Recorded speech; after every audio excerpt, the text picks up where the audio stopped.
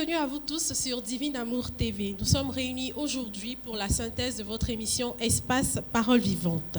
Espace Parole Vivante a pendant plus d'un mois développé le thème Juvenecit Ecclesia, qui signifie l'Église rajeunie. 5 sous-thèmes ont été développés. Le premier sous-thème a permis la compréhension globale du thème en 2 parties. Le troisième sous-thème a traité de la foi et la raison dans l'exercice des charismes. Les 2 derniers sous-thèmes étaient la question de la loyauté dans l'Église rajeunie et le témoignage de la communion des états de vie dans une communauté nouvelle, toujours dans l'esprit de Juvenecit Ecclesia. Au cours de cette émission, nous allons passer en revue les sous-thèmes précités et pour le faire, nous avons sur ce plateau des responsables et représentants de communautés nouvelles dont nous saluons la présence. Le frère Samuel Marie Dibi, diplômé en théologie pastorale de l'Université catholique de l'Afrique de l'Ouest et membre de la communauté catholique Mère du Divin Amour, co-anime cette émission avec la sœur Myriam de l'Agneau Pascal, docteur en philosophie et licenciée de l'Université catholique de Louvain-la-Neuve. Le docteur Jean-Emmanuel Clément Akobé, docteur en théologie dogmatique et fondateur de la communauté Mère du Divin Amour, va clore cette synthèse en répondant aux questions de nos présentateurs. Merci de suivre cette émission et bonne émission à tous ceux qui sont sur le plateau et tous nos téléspectateurs. Je passe la parole à la sœur Myriam. Merci Marie.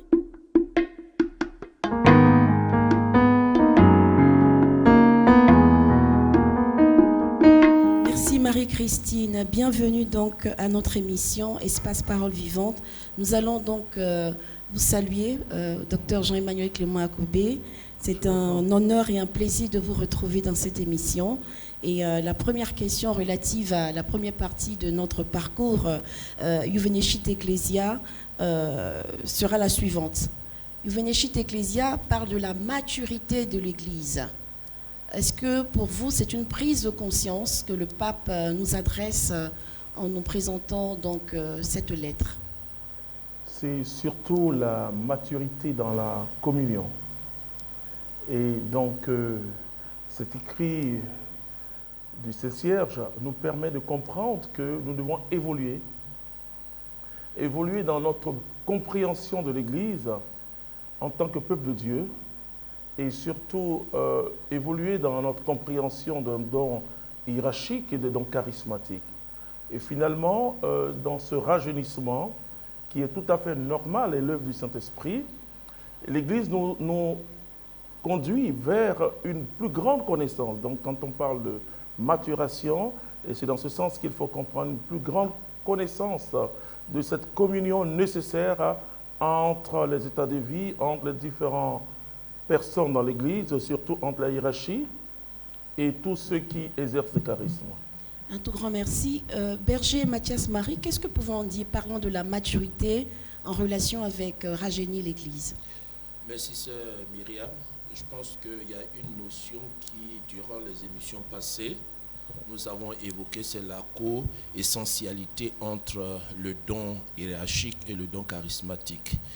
Et pour nous aujourd'hui dans la pastorale, cette perception est tellement bien vécue que je souscris à ce que le pape dit, que l'Église a atteint aujourd'hui une certaine maturité. Est-ce la même chose pour vous? Merci Berger. Est-ce que la même chose pour vous, Berger Jean-Baptiste et oui? Oui, merci ma sœur. Bien sûr, c'est la même chose. Et aujourd'hui, je pense que ce qui permet à l'Église d'aller de l'avant, c'est bien ça. Donc, je souscris parfaitement à ce qui a été développé. Voilà. Je voudrais passer la parole au berger Samuel Marie pour la deuxième question. Alors, pour la deuxième question, Père fondateur, je vous salue. Merci. Et dans cette deuxième partie, concernant toujours les mouvements ecclésiaux et les communautés nouvelles, comment un charisme originel peut aider le fidèle à vivre pleinement sa vocation chrétienne? Oui, d'abord, les charismes sont toujours donnés pour le bien commun. Donc, les charismes ont toujours un caractère, je le dirais, ecclésiastique dans le sens du corps, c'est-à-dire que pour la construction du corps, donc fait grandir le corps ecclésial de l'Église. Et donc, le charisme fait grandir la communauté chrétienne. Alors, on peut se poser la question, est-ce que le charisme fait grandir celui qui exerce? Oui et non.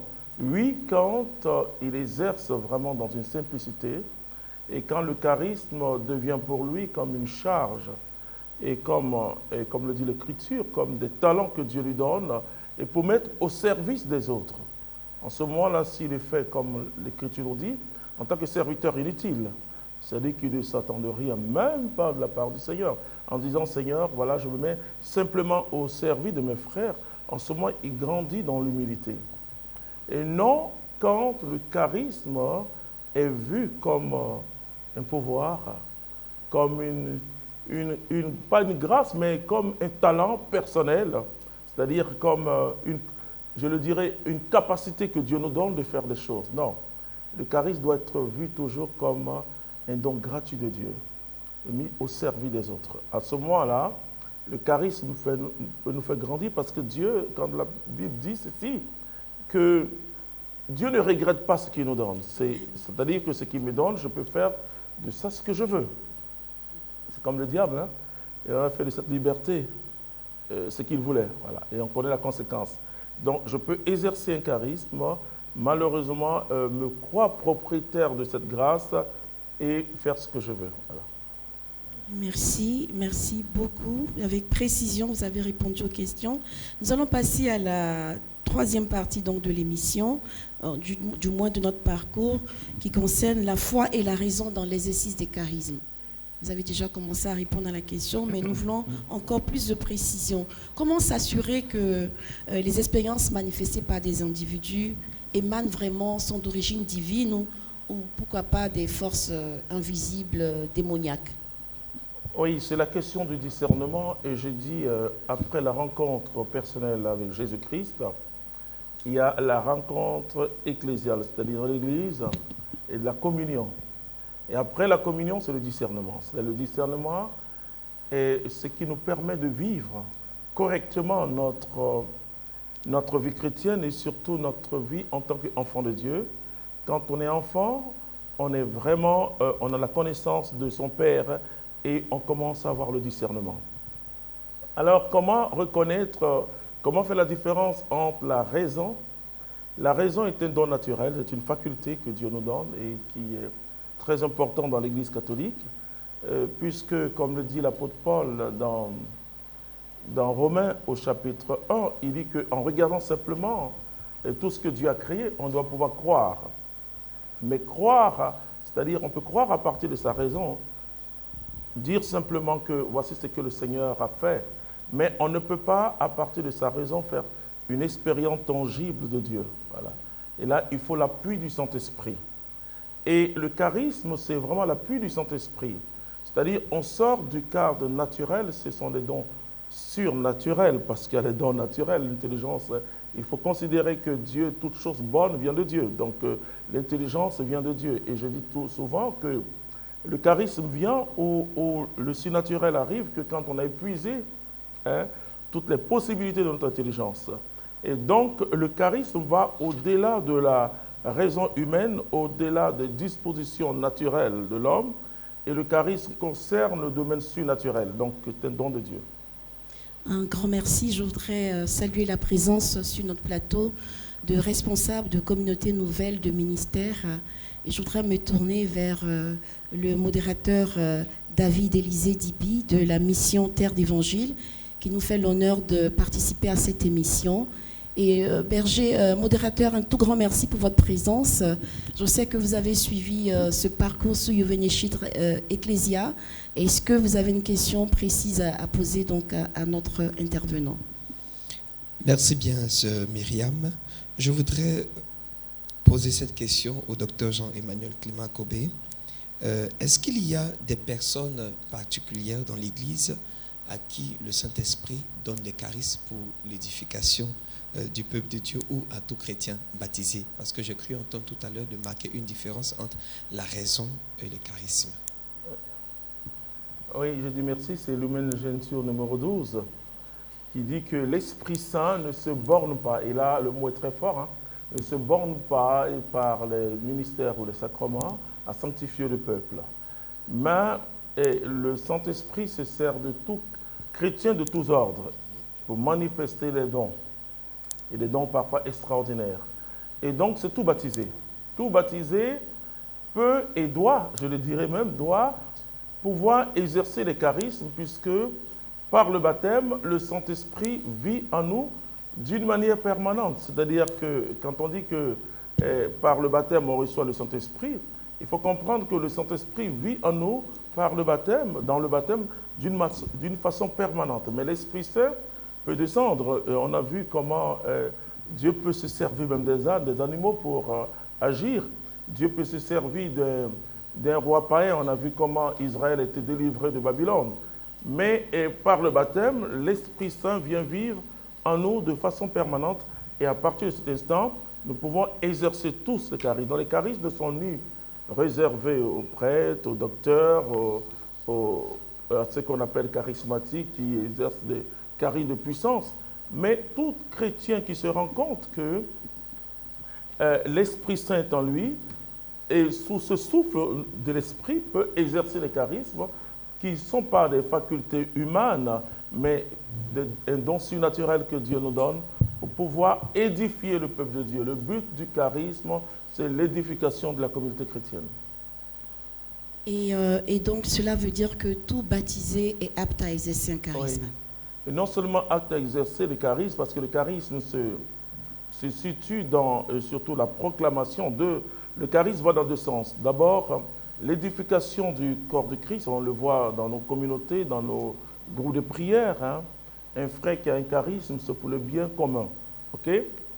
Mais le charisme aussi sert d'instrument d'évangélisation, c'est-à-dire que quand vous proclamez la parole de Dieu, il faut être sous l'onction du Saint-Esprit. Donc le charisme, par l'exercice du charisme, et comme le dit Jean lui-même, à la conclusion de son évangile, il dit « Ceci vous a été raconté pour que vous puissiez croire ». C'est-à-dire que le charisme, dans la puissance de l'Esprit Saint, aide à croire que Jésus est le Messie. Donc ça concerne les chrétiens et les non-chrétiens. Les non-chrétiens, grâce à l'exercice du charisme, ils découvrent la Seigneurie de Jésus. Amen. Berger Mathias Marie, vous voulez ajouter quelque chose? Je voudrais souligner le point où le charisme est potentiellement donné à tout chrétien. Je parle sur la couverture du docteur. Le don de l'Esprit, quand nous recevons le Saint-Esprit distribue des dons. En dehors de ces dons, il y a certains dons spécifiques tels que les charismes, et cela, l'Esprit Saint donne à qui il le veut. Et l'expression « à qui il le veut » voudrait donc dire que, si on parle dans le langage juridique, on dit en principe à tous les chrétiens, à moins d'avoir reçu effectivement ce charisme. Mais concernant les dons, tels que le don théologaux, si on peut m'exprimer ainsi, ça, tout chrétien peut l'obtenir. Voilà, pour l'édification personnelle du chrétien. Mais, et ça, j'ai voulu même poser la question au docteur. Voilà, parce que je me dis que quand on dit que le charisme est donné à tous les chrétiens, est-ce à dire que tous les chrétiens peuvent recevoir un charisme? Okay. Voilà. Ils sont potentiellement peut-être, ils peuvent recevoir potentiellement un charisme, mais est-ce que tous les chrétiens doivent forcément être des chrétiens qui reçoivent un charisme? Donc votre question est remplie de sens. Hein? Oui, je réponds simplement, vous avez parlé des vertus théologales, mais tout cela sont des grâces de Dieu. En fin de compte, et quand on essaie de comprendre la théologie de la grâce, et toutes ces choses sont des grâces de Dieu, que ce soit charisme, parce que le mot charisme, c'est charis, c'est-à-dire en grec qui veut dire grâce, hein, ou charisma, donc qui veut dire toujours don de Dieu. Donc c'est des grâces. Voilà. Par exemple, quand tu reçois Dieu, il te communique ses vertus, et ensuite quand tu reçois le baptême, la confirmation, tu as ce qu'on appelle les dons de sanctification. Les dons de sanctification. Et les dons de sanctification concernent, c'est les 7 dons dont parle le prophète Isaïe, concernent ma relation à Dieu. Ma relation à Dieu, donc ça concerne ma relation à Dieu, mais les charismes concernent mon service. Ce sont les dons de service. Et donc, quand on parle de dons de service, tout est en nous. Maintenant, c'est l'exercice. L'exercice, il faut... Et qu'est-ce que l'effusion du Saint-Esprit? Parce que ça pose parfois des problèmes. Les gens disent, on a déjà reçu le Saint-Esprit, et pourquoi encore prier? Non, enfin... Et même quand on voit dans Actes au chapitre 4, les disciples prient encore pour recevoir la puissance du Saint-Esprit en vue d'annoncer l'Évangile dans une grande puissance, puisqu'ils étaient persécutés. La seule chose, quand l'Église se trouve dans un temps de persécution, c'est de s'appuyer sur la dimension surnaturelle, charismatique. Voilà. C'est vrai, la hiérarchie, elle est là, il n'y a pas de problème. C'est aussi un don de Dieu. Mais l'Esprit Saint qui se manifeste permet aux gens tout de suite de toucher Dieu. Voilà. Et donc, le charisme, on peut tous, nous avons. Et comme je l'ai dit, le charisme appartient au Saint-Esprit. Ça, c'est ce que moi, je définis toujours. Maintenant, à chacun est donné la manifestation de l'Esprit. Est donnée la manifestation de l'Esprit. À l'un est donné tellement.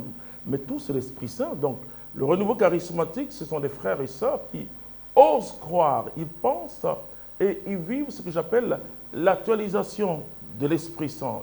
Ils ne se disent pas que c'est pour les apôtres, c'est pour les gens, mais ils disent que je suis chrétien, j'invoque l'Esprit Saint, je me laisse conduire par l'Esprit Saint et ils voient des guérisons, des miracles. Donc on peut avoir un charisme, parce que le charisme appartient au Saint-Esprit, mais l'exercice des charismes et surtout de certains dons. Voilà, je pense que ce que vous voulez dire, c'est certains dons, c'est surtout les dons de puissance, parce qu'il y a des charismes de conseil, il y a des personnes qui ne prient pas langue, qui n'ont jamais exercé, qui peuvent. Donc, chaque chrétien a un charisme, mais à lui de découvrir, ou par son accompagnateur spirituel, de découvrir qu'un frère, il a tel charisme, de toute manière, il est même très ardent de dire que j'ai un charisme. C'est l'autre qui confirme, c'est l'Église qui confirme. Et tes responsables qui te disent, oui, ce que tu exerces est authentique. Voilà. Dans ce sens-là, on va aller vers le frère Esmel du ministère service de la parole du modérateur Christ Roland. Frère Esmel, dans votre fraternité ou votre ministère, est-ce que vous avez des questions à poser concernant la question des charismes et de l'exercice des charismes? Oui, bien évidemment. Bonjour, Sœur Myriam. Bonjour à tous nos pères. Bonjour, docteur. Nous avons beaucoup de questions. Et déjà, la première, sur ce point des charismes et des dons sanctifiants, quel équilibre le chrétien devrait rechercher entre dons sanctifiants et charismes pour être utile en même temps pour ses frères et sœurs, mais aussi pour sa propre relation avec le Seigneur. Parce qu'on a l'impression de nos jours que les dons sanctifiants sont un peu comme relégués au second plan et on cherche à manifester la puissance, mais après, on se rend compte que sans ces dons sanctifiants-là, bon, la puissance ne nous sert pas à grand-chose. Donc, l'équilibre que le chrétien devrait rechercher. Merci. Je vous en prie. Alors là, merci mon fils, c'est une question qui me réjouit, et parce que vous avez dit quelque chose d'essentiel. Hein? Sans l'activation de ces dons de sanctification, le charismatique va se perdre. Voilà, parce que les dons de sanctification, comme le dit le thème sanctification, c'est ma relation avec Dieu. Et je dois grandir dans ma relation avec Dieu. C'est vrai que parfois, et je dis un jour à un frère que, écoute, repose-toi parce que Jésus ne va pas venir demain matin. OK? C'est-à-dire, repose-toi un peu, voilà. Et parfois, dans notre relation, c'est le service, on veut rendre service. C'est super. Mais quand on voit mes deux amis, Élie et Élisée, et ce sont des personnes de la grotte, c'est-à-dire qui se retiraient pour grandir dans la présence de Dieu. Et alors, le don de sanctification nous aide à grandir, c'est ça qui nous rend saints en fin de compte. Et or, sans sanctification, nul ne verra Dieu. Et quand on néglige ces dons de sanctification, les 7 dons de l'esprit, et qu'on exerce, on voit tout de suite que notre vie chrétienne ne peut pas grandir. C'est vrai que par notre prédication, les autres grandissent. Et Paul dit, je traite durement mon corps de peur qu'après avoir évangélisé les autres, je ne sois moi-même disqualifié. Alors c'est par les dons de sanctification. D'ailleurs, quand on le voit tout de suite, parce que les dons de sanctification nous poussent à la sainteté et au vrai témoignage chrétien. Voilà. Les charismes, c'est vrai, on exerce, ça peut nous aider, comme je l'ai dit, mais les dons de sanctification donnent la permanence même de l'exercice. C'est-à-dire que, et puisque je suis toujours alimenté par le Saint-Esprit, parce que je vis une vie dans l'Esprit, parce que les dons de sanctification nous font vivre la vie dans l'Esprit, donc nous portons le fruit de l'Esprit. En ce moment, c'est manifeste que nous sommes serviteurs et que nous sommes au service de Dieu. Et se manifeste d'ailleurs dans l'Église que les dons que nous exerçons sont authentiques. Et on le cherche toujours là à travers ses fruits. Ça, si on ne voit pas une personne qui a une vie de prière parce qu'elle a le don de piété, une personne qui a la crainte de Dieu. La crainte de Dieu, c'est ce qui me pousse à l'adoration. Une personne qui a l'esprit de sagesse, qui peut, vous savez, dans l'exercice des charismes, s'il n'y a pas la sagesse, c'est compliqué.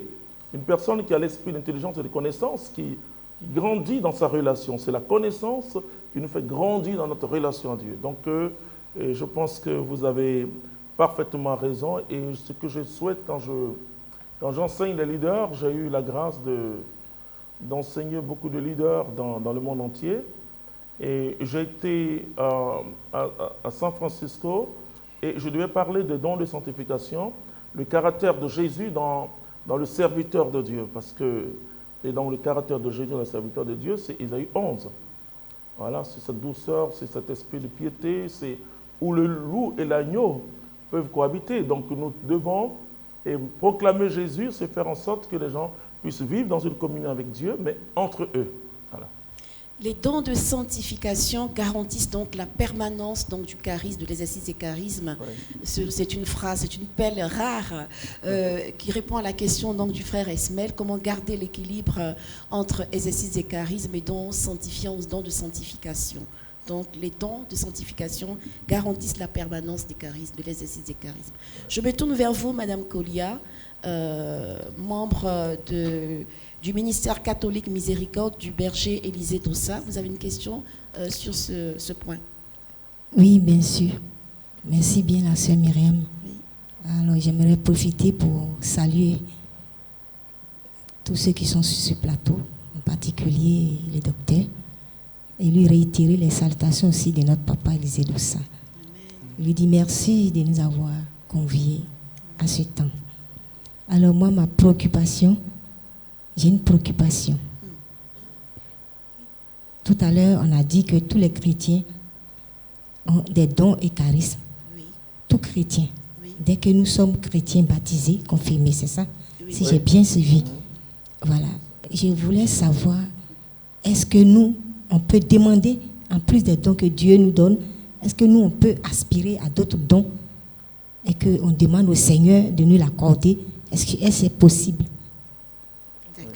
Alors, est-ce qu'on peut, merci Madame Kolia, est-ce qu'on peut aspirer à d'autres dons, puisque tout chrétien a des dons? Et c'est ça, c'est-à-dire que j'appelle ça la croissance charismatique. C'est-à-dire que je peux avoir le don de prophétie, et qui fait partie des dons de révélation, et grandir dans la parole de connaissance, qui est un don. Et donc c'est, par exemple, le don de prophétie que Paul aime, et puisqu'il dit le don de prophétie est plus grand que le don de la prière en langue. Mais ce don de prophétie peut s'amplifier dans l'onction du Saint-Esprit et donner un ministère de prophète. Voilà. Donc on peut grandir dans un don. Et moi, je vous donne simplement un exemple, peut-être un témoignage que je rends rarement. Quand on a commencé l'œuvre, moi c'était plus la prédication, la guérison, la délivrance. Et il y avait des sœurs attestées vraiment dans le don de prophétie, de véritables prophétesses de Dieu. Et un jour, voici que, et à notre petite veillée, parce que nous avons commencé par prier d'abord pendant 2 années entre nous, et elle n'était pas là, l'une était absente, l'autre avait voyagé, etc. Et c'était compliqué parce qu'il fallait des frères, des sœurs, ces sœurs qui avaient vraiment un scanner, comme on le dit. Elles n'étaient pas là. Alors, j'avoue que j'étais très embrouillé. Et voici comment le Saint-Esprit va faire. Il va donner la même prophétie, je l'ai vu une seule fois en 32 ans de vie charismatique, la même prophétie à 3 personnes, dont moi. Et écoutez, pendant 3 heures, non, pas 3 heures, 3 minutes, des frères, enfin des sœurs et un frère qui est moi, on donne les mêmes prophéties, on se regarde et puis on pleure, vous voyez, parce que c'est extraordinaire. C'est-à-dire que qu'est-ce que Dieu voulait me dire? Ne regarde pas ailleurs, je peux aussi t'utiliser pour la prophétie. Voilà. Donc, et ensuite, je me souviens encore que lors des évangélisations, Dieu guérissait et guérissait, je voyais des grandes choses. À un moment, j'ai dit au Seigneur, les signes messianiques. Ah oui, et les paralytiques qui doivent marcher, et je dis, ce n'est pas pour moi, mais c'est pour toi. Effectivement, et j'ai vu l'onction qui a coulé dans ce sens. Ça veut dire qu'on peut demander à Dieu, d'ailleurs, ça fait partie des choses qu'il faut demander. Vous voyez, demander des choses spirituelles, c'est chercher le royaume de Dieu. Donc, en demandant, on peut grandir dans les charismes qu'on a déjà, qui peut s'amplifier, c'est quand un charisme grandit, qui devient ministère, c'est-à-dire un service permanent de ces charismes-là. Voilà. Et donc, on peut grandir, on peut demander à Dieu, si c'est un charisme de compassion ou de conseil, on peut aussi grandir et l'exercer à un autre niveau. Voilà. Mais certains disent que c'est orgueilleux de demander ça. Oui, c'est très orgueilleux de ne pas exercer. Oui, c'est très orgueilleux. Oui, parce qu'on tient sa vie, on ne veut pas qu'on te persécute. Et moi, j'ai vu des gens, hein, quand l'évêque est là ou quoi, même quand l'esprit parle à son cœur, il est là, il est mieux, quoi. Hein? Il est mieux parce que c'est même très orgueilleux de ne pas exercer. Parce qu'on veut préserver sa personne, on veut... Sa réputation. Et ça, c'est très répandu dans notre Église, malheureusement. C'est-à-dire, je vois des personnes, on est au renouveau ensemble, qui deviennent prêtres et qui n'exercent plus, enfin, qui disent, bon, enfin. Et parce que exercer peut t'entraîner dans les souffrances. Oh, voilà. Donc, oui, c'est très orgueilleux de ne pas exercer. C'est très orgueilleux de ne pas exercer, de ne pas demander les dons. Voilà. Donc, c'est très humble de demander les dons supérieurs. Oui, parce qu'on se met au service. Pour le service. Vous voyez, Jésus montre qui est le plus grand. Voilà, qui est le plus grand dans le service. Qui est le plus grand, c'est celui qui se met au service. Donc, il s'abaisse parce que le service, il y a un abaissement pour laver les pieds. Et le charisme, c'est un service, ce n'est pas des choses qui nous arrangent. Hein. Et nous qui voyageons, qui traversons le monde, qui devons prêcher un peu à gauche, à droite. Au départ, peut-être tu es content, Dieu m'utilise, mais après, aime mon fils, ma sœur Marie. C'est fatigant, hein? Il y a un prix à payer, vous voulez dire? Il y a un prix à payer, voilà là.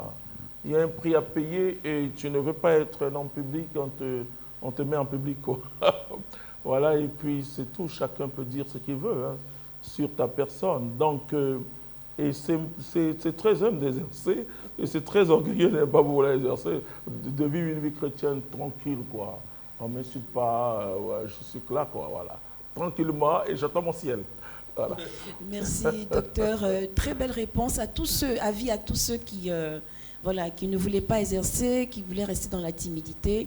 Le docteur Jean-Emmanuel nous dit que c'est très orgueilleux de rester dans la timidité, dans le retrait. Et c'est très humble de demander et d'exercer les dons. Merci de nous rassurer, Père. Oui, frère Gervais? Alors, je disais que puisque les dons et les charismes permettent de se mettre au service des autres,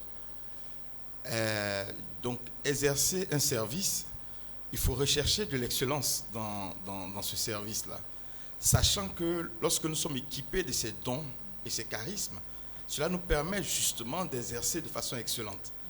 Alors, ceux qui font le service dans l'Église et qui ne cherchent pas ces dons et ces charismes-là, qu'est-ce qu'on peut dire d'eux, docteur? Oui, c'est d'abord l'ignorance. Et je peux vous dire qu'en toute humilité, parce que humblement le diplôme, parce que le diplôme c'est l'Église qui te donne, hein, voilà. Et dans tous les cours que j'ai faits, on n'a pas assez parlé de charisme.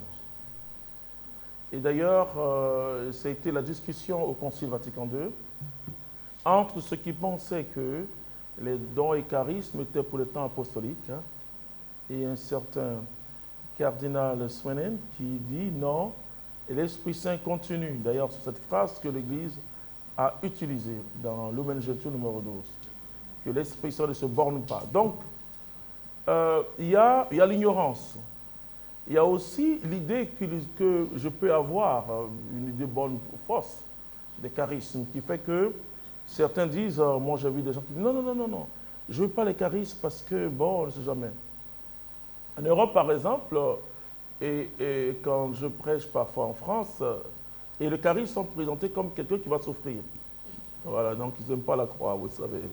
Même pas la... Non, c'est se mettre au service de Dieu, c'est trop compliqué. Bon, ici en Afrique et ailleurs, parfois, on regarde le charisme en disant non, que c'est dommage, mais c'est toute l'Église qui exerce le charisme, clair comme laïque. Mais comme le renouveau charismatique est né d'une expérience de laïque, et donc certains prennent et disent non, ça c'est les laïcs qui peuvent faire ça. Non, c'est pas vrai. C'est pas vrai, je ne sais pas qui est plus charismatique que le pape François. Donc c'est une question de connaissance et de type d'école théologique. Voilà. Et moi, en tant que théologien, quand je parle des charismes, je parle des charismes dans la doctrine de l'Église. Comme je le dis, la doctrine, ce qu'on appelle la pneumatologie, est la doctrine sur l'Esprit Saint. Et quand vous suivez, moi je suis dogmaticien, vous dites, mais c'est pas possible. Mais comment les gens n'exercent pas les charismes? Alors chacun va vous dire, non, bon, moi j'ai un tout petit charisme, c'est bien. Mais annoncer l'évangile de Jésus-Christ aujourd'hui dans notre monde, dans notre contexte actuel, sans signe messianique, c'est compliqué. Hein? Vous savez, Jésus, il pouvait dire à Jean le Baptiste, je suis Dieu descendu sur la terre, je suis enfin. Tout cela, voilà, il pouvait faire de la christologie. Hein? Il pouvait faire toute une démonstration théologique, philosophique sur ça. Personne. Mais il allait dire à Jean que les aveugles voient, les sourds entendent, etc. Donc c'est pour dire que nous devons annoncer. Maintenant, ceux qui ont des charismes de puissance, il faut qu'ils exercent sous le couvert de l'Esprit Saint de l'Église. C'est tout ce qu'on demande. Parce que c'est l'Église qui doit reconnaître ta grâce. Voilà. Et elle reconnaît la grâce après certaines épreuves. Hein? Elle a tout à fait raison parce que, ah oui, Paul dit, n'imposez pas les mains à précipitation, et surtout aux néophytes. Parce que quand les charismes se manifestent là, et que les gens s'attachent à toi, toi tu te détaches de Jésus. Alors que tu dois être toujours attaché à Jésus pour que ceux qui veulent s'attacher à toi s'attachent plutôt à Jésus. Donc ça, c'est l'exercice harmonieux du charisme qui provoque ça.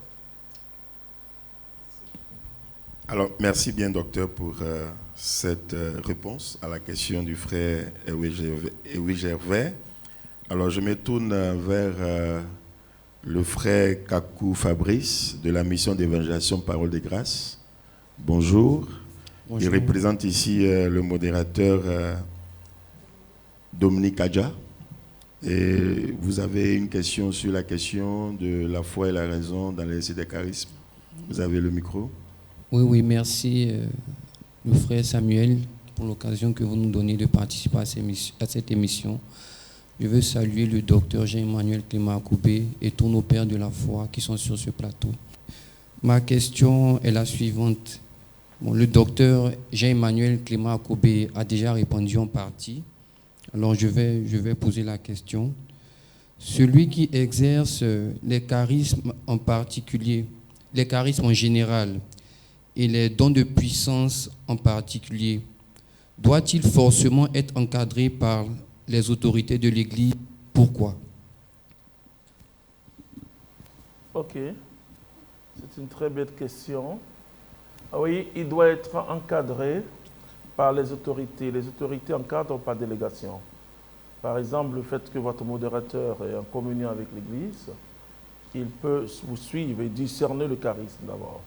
Donc, il y a plusieurs niveaux. Je prends l'exemple d'un groupe de prière où un frère émerge dans une vie charismatique très poussée et le noyau du groupe de prière doit discerner si ça vient de Dieu.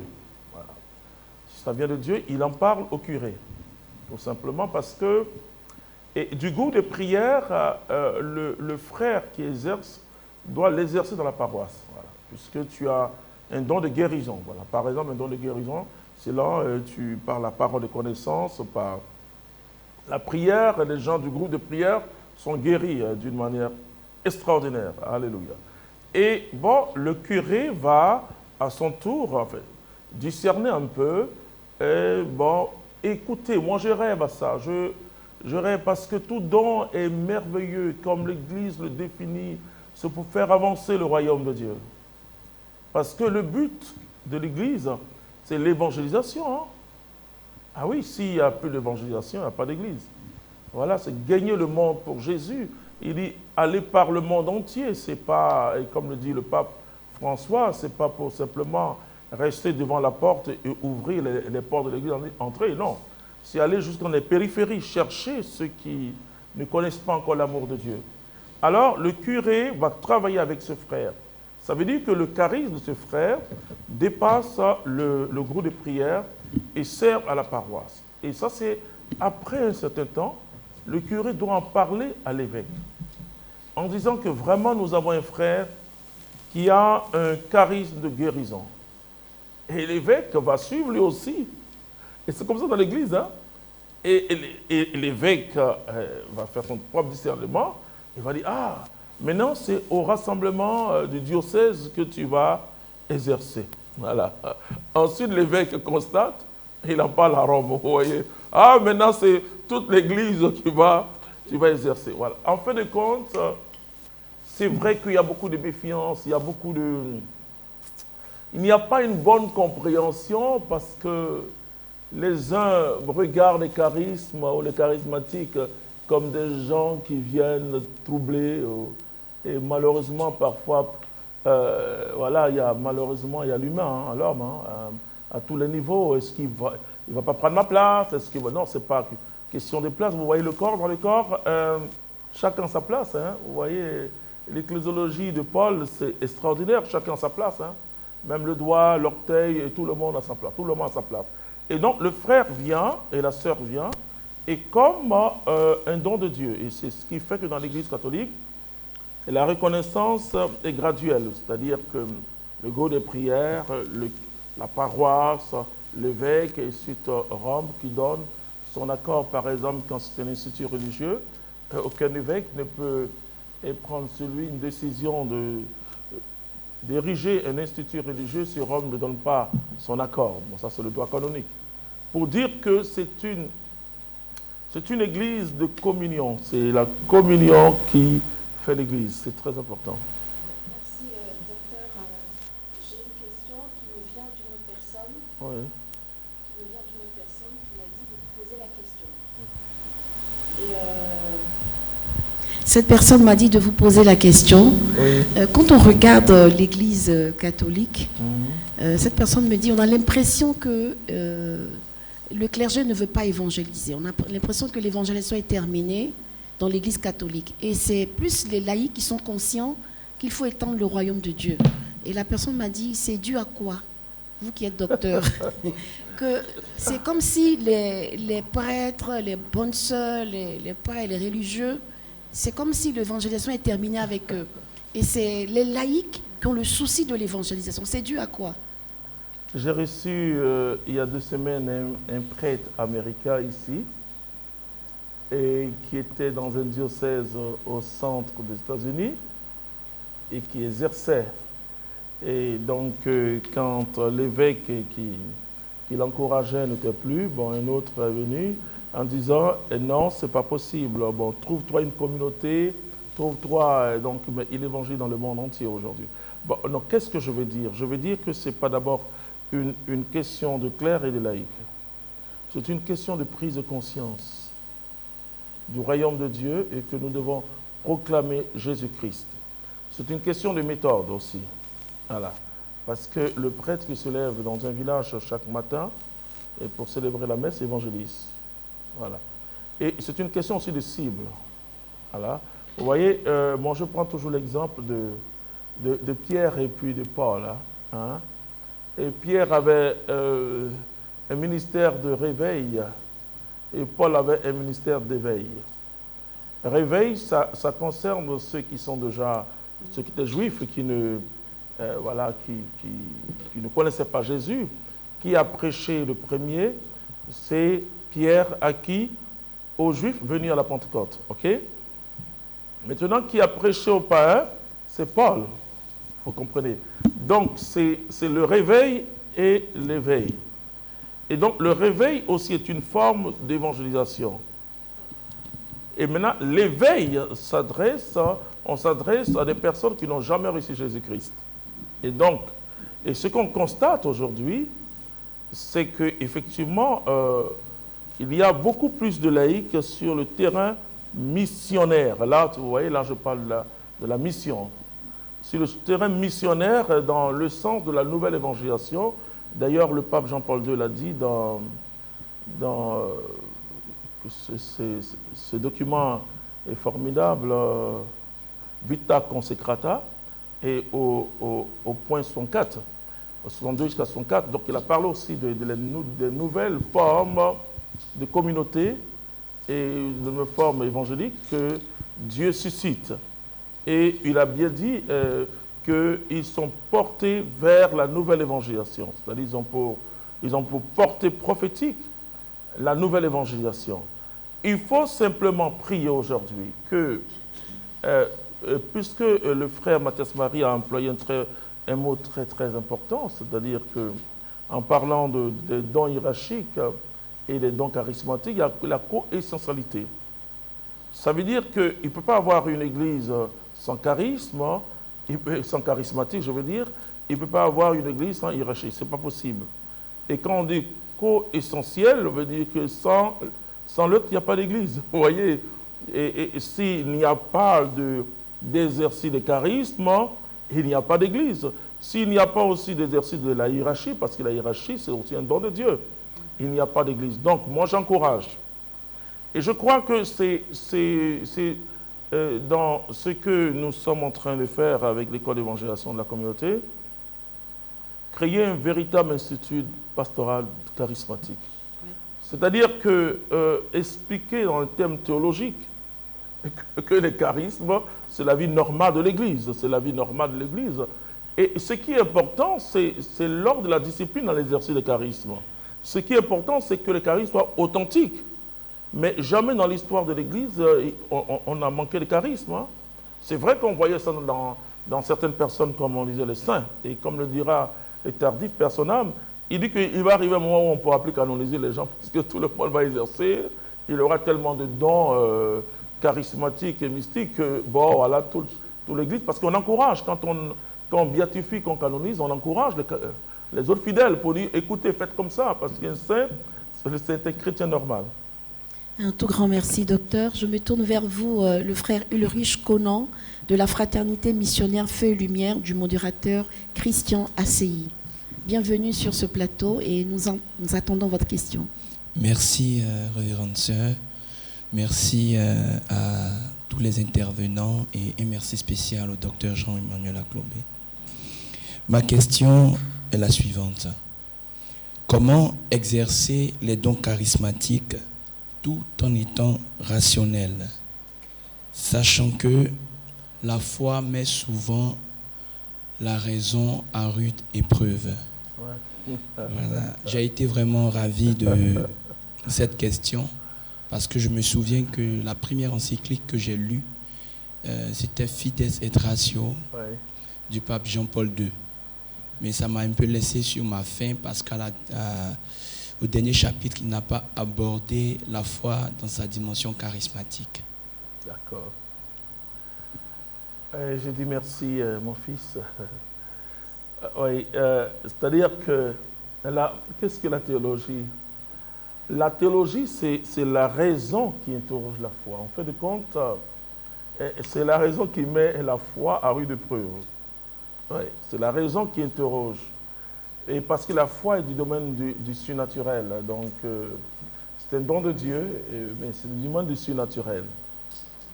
Et maintenant, là, et d'ailleurs Jean-Paul II l'a dit, et qu'il parle de la splendeur de la vérité. Il parle des deux ailes qui conduisent vers la splendeur de la vérité.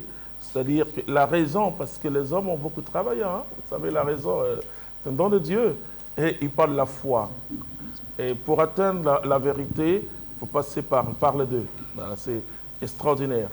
Et la raison ne peut pas expliquer la foi, mais la raison interroge la foi et oblige la foi, alors je suis aussi d'accord avec vous, à se justifier. Voilà, à se justifier. Donc c'était le sens de cette encyclique, parce qu'il y avait des conflits avant, c'est-à-dire qu'on voulait parfois mettre la raison en parenthèse. Donc cette encyclique vient pour répondre, pour dire on a besoin des deux. Voilà, on a besoin des deux. Et donc maintenant, la foi, les données de la foi dépassent les données de la raison. Et les charismes sont du domaine de la foi. Vous voyez, par exemple, pour donner une parole de connaissance, je dis souvent que si tu peux prophétiser, parce que la prophétie a un caractère général, c'est-à-dire que, oui, mon enfant, ou mes enfants, Dieu nous aime, enfin, quelque chose comme ça, c'est un caractère général. Mais la parole de connaissance se greffe au don de la foi, au charisme de foi, parce que là, il faut indiquer, c'est plus précis. Il y a quelqu'un dans l'assemblée, je donne par exemple l'une des paroles qui m'a le plus marqué. J'étais en 94, je ne sais pas si tu étais avec moi, avec Abonoukou, on était dans le et là, c'était à la paroisse, je crois, Saint-Odile, je ne me souviens pas. Et le Seigneur qui donne une parole, qui dit qu'il y a une personne qui a entendu les chants et qui croyait que c'était un orchestre reggae. Mais la personne est derrière la clôture, vous comprenez. En plus, le Seigneur dit, la personne est fils d'imam. Vous voyez la précision. Et ensuite, la personne vient, elle est en train de venir dans la foule. Vous savez qu'en Bécan, on se déplace, il y a de la foule. Et la personne a 37 ans. Hein? Et ensuite, là, la personne est à 1,75 m, voilà. Et la personne s'est écroulée là. Voilà. Vous voyez, donc ça demande, parce que tu peux te poser la question, parce que dans l'exercice même du charisme, alors que tu te donnes cette prophétie, tu peux douter. C'est-à-dire qu'il y a la fragilité humaine, c'est là dans le discernement des esprits ou le discernement des charismes. C'est-à-dire que si on sent une assurance trop mathématique dans ce que tu fais, on dit attention. Parce que celui qui donne la parole, c'est vrai, il est poussé par l'Esprit Saint, mais il peut douter. Hein? Voilà, donc il te faut la foi, et la foi vient, comme le dit l'apôtre Paul, l'Esprit Saint vient au secours de notre faiblesse. Et donc la foi nous pousse à croire à ce que nous sommes en train de dire. Et c'est pourquoi les prédicateurs qu'on est, on est nous-mêmes fortifiés, édifiés par le témoignage, parce qu'on se dit, ah oui Seigneur, ah donc c'était toi vraiment, donc je ne me suis pas trompé. Voilà. Et s'il n'y a pas, je le dirais, cette hésitation, c'est aussi bizarre que ça, s'il n'y a pas cette fragilité dans ta personne, cette modestie, cette humilité quand tu exerces, c'est-à-dire que nous, catholiques, on se pose beaucoup de questions. Et parce qu'on sait que, et quand je reçois une parole, je peux douter de la parole. Et c'est ça. Mais je suis poussé par l'Esprit Saint. C'est poussé par l'Esprit Saint que les hommes ont parlé de la part de Dieu. Comme le dit la Bible dans 2 Pierre chapitre 1, du verset 19 à 20. J'aime ce passage verset 21. C'est poussé. Vous voyez, on est poussé parce qu'une prophétie ou une parole, ne croyons pas que c'est le Saint-Esprit qui ouvre ma bouche, qui ferme, qui ouvre ma bouche, qui ferme. Non, c'est vraiment poussé par l'Esprit Saint que j'ai le courage de parler de la part du Seigneur.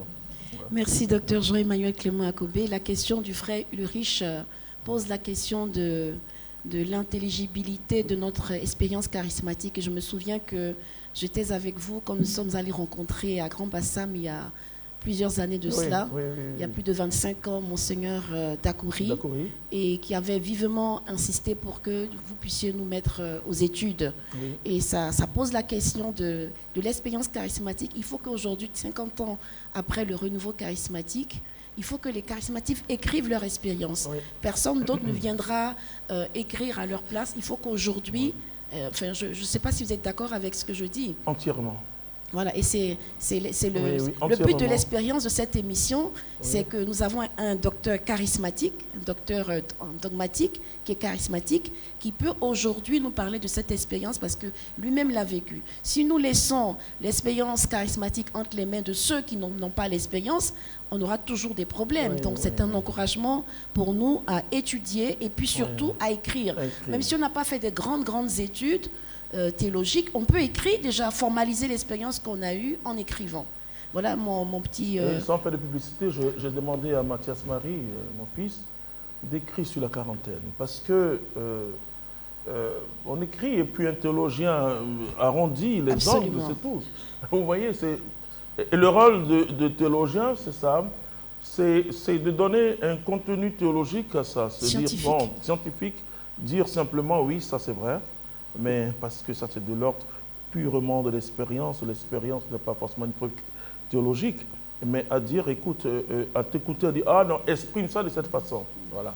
Et exprime ça de cette façon pour que ce soit compris. Parce que l'expérience totalement personnelle, la subjectivité, c'est vrai, il y en a, moi je juge une prophétie ou un charisme que par sa source.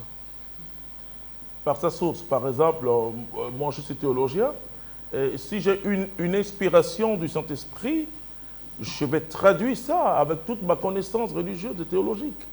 Mais on ne peut pas demander à quelqu'un qui n'a pas fait la théologie, qui reçoit une inspiration. Et dans cette inspiration, je donne cela à travers toute ma fragilité humaine, ma connaissance même.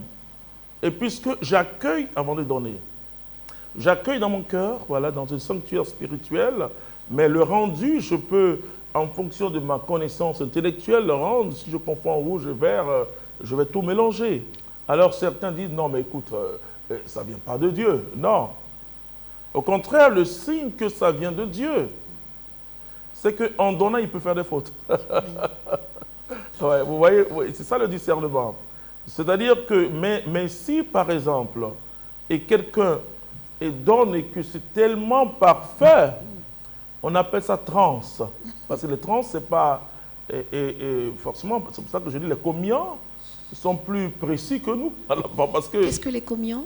Ah oui, les commiants sont les féticheuses, les voyantes. On ne fait pas le voyant dans le sang de Samuel. Les voyants. Non, mais et qui parce qu'eux, ils sont dans un second état. Et c'est quoi dans l'Église catholique, si quelqu'un donne la parole, et que second état où on sent que vraiment tout est « je suis Sainte-Thérèse, je suis... » On dit hey, « attention ». Mais on donne, c'est là où Paul dit c'est partiellement qu'on prophétise. C'est vraiment dans notre fragilité. Moi, parfois, et quand je suis dans les évangélisations où il y a des milliers de personnes, 50 000 personnes, et que les gens vont faire sortir les gens des hôpitaux, les gens... Bon, j'ai peur parce que je me dis, Seigneur, écoute, Seigneur, mec, faut pas, ils vont me prendre pour Dieu.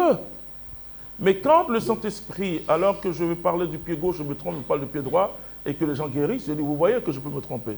Voilà. Et parce que c'est très important que nous montrons aussi aux gens que nous ne sommes pas au-dessus d'eux, nous sommes les mêmes. Voilà. Mais ce que vous dites va à l'encontre totalement de ce qui se fait en ce moment. Hein. En ce moment, on demande beaucoup, les prophètes aiment bien faire des démonstrations. Par exemple, il y en a qui disent donne-moi une lettre, donne-moi ceci, et puis ils prophétisent comme ça. Et vous vous dites, voilà, on peut se tromper. Et si les gens savent que vous pouvez vous tromper, est-ce qu'ils vont encore venir vers vous? Il y avait des écoles dans la Bible au moment du prophète Élie et d'Élisée, il y avait des communautés de prophètes. Et moi, je ne suis pas de cette communauté de prophètes. Je vais toujours montrer aux gens que je peux me tromper encore.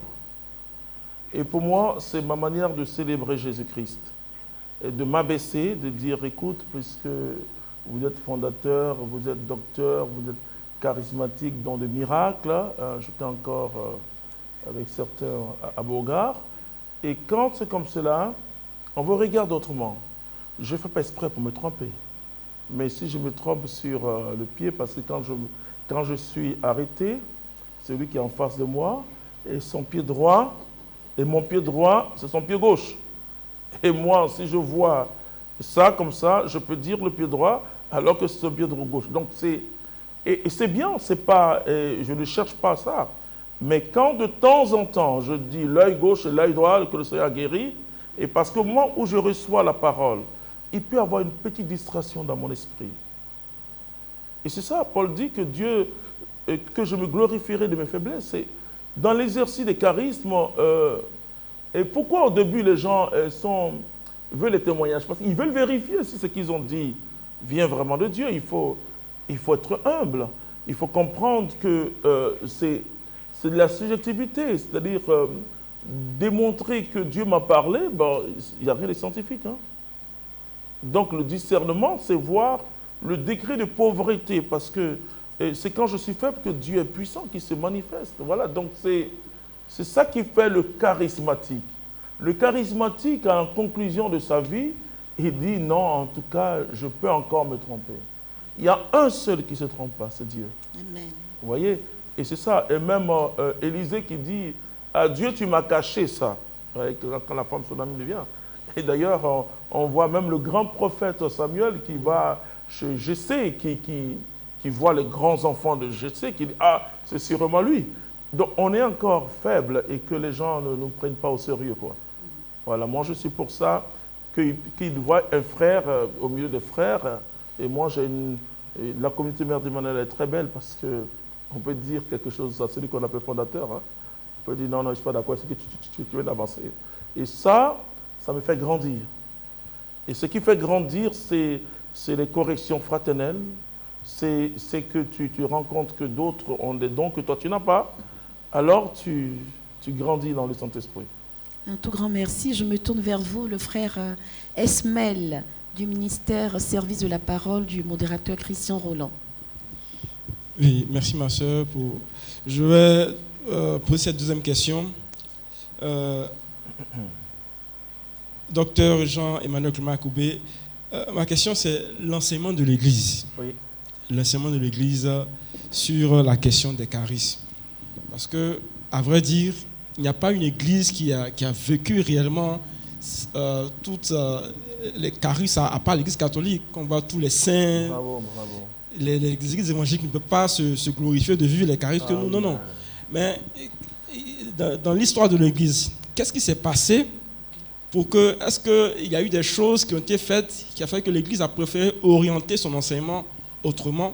Parce que dans mes propres recherches, je me suis rendu compte que l'Église mettait plus l'emphase sur les dons sanctifiants que les charismes, même à vrai dire, dans les différents enseignements, même à la catéchèse, tout ça. Est-ce qu'il y a des choses qui sont passées dans les temps anciens qui ont fait que l'Église a plutôt changé d'orientation? Parce que à voir aujourd'hui que, excusez-moi, mais des clercs ne savent rien certains ne savent rien de la question des charismes. C'est quelqu'un qui l'expérimente, qui doit venir expliquer, donc voici ce que je vis. Bon, ça laisse quand même un peu dubitatif sur la question. Bon, j'espère que vous avez un peu compris ma préoccupation. Voilà, quel est l'enseignement de l'Église véritablement là-dessus? Vraiment, je suis béni par toutes ces questions. Et je vous souhaite de faire l'histoire de l'Église. Hein. Oui, effectivement, ce que vous posez comme question, c'est-à-dire qu'il y a ce qu'on appelle le bassin méditerranéen. Le bassin méditerranéen.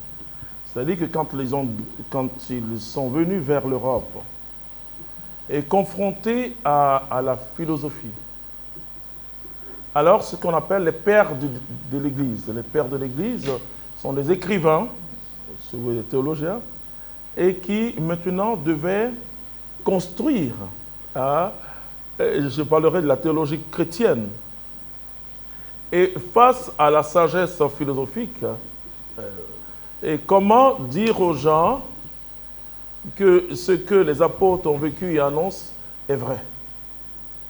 Et d'où la normalisation et qui a entraîné aujourd'hui toute une réflexion théologique sur la question de Jésus-Christ de Nazareth.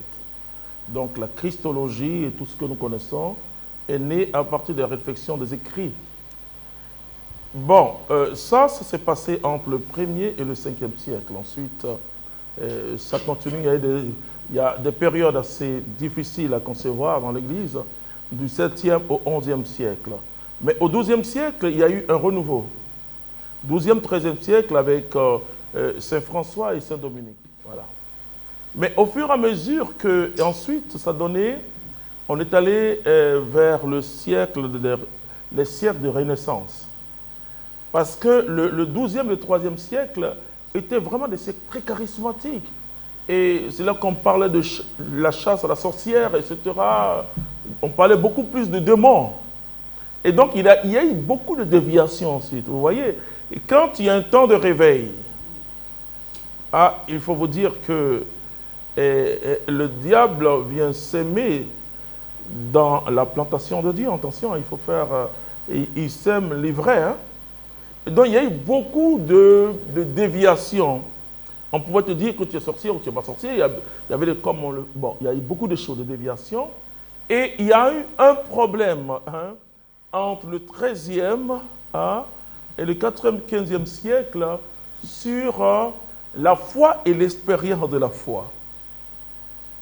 Et donc, comment construire la communauté chrétienne? Et là, c'est là où quelque chose a commencé à se glisser.